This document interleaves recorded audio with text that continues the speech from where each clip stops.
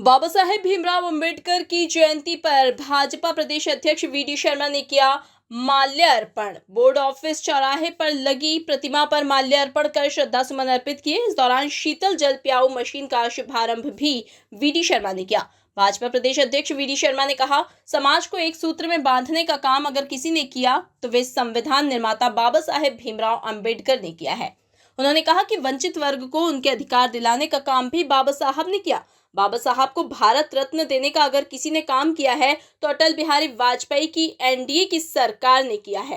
कांग्रेस तो सिर्फ झूठ और छल कपट की राजनीति करती है। वीडी शर्मा ने कहा, बाबा साहब के संविधान पर 75 बार संशोधन किया तो वो किसने किया?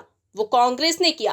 कांग्रेस ने लोकतंत्र की हत्या कर देश में इमरजेंसी लगा रखी थी, इसीलिए कांग्रेस को संविधान के बारे में कुछ कहने का अधिकार नहीं है। बाबा साहब भीमराव अंबेडकर के विचारों को अगर जमीन पर किसी ने उतारा है तो वे प्रधानमंत्री नरेंद्र मोदी ने उतारा है। करने भारतीय संविधान के निर्माण के साथ संपूर्ण भारत को एक सूत्र में बांधने का काम किसी ने किया तो भारत रत्न संविधान निर्माता बाबा साहब अम्बेडकर ने किया।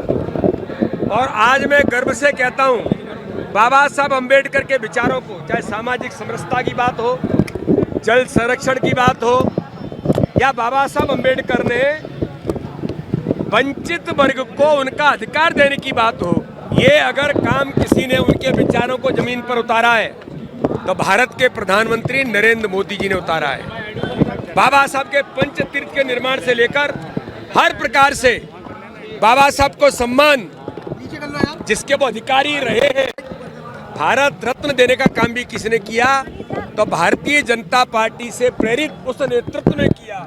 इसलिए कांग्रेस केवल झूठ और छल कपट की राजनीति करती है।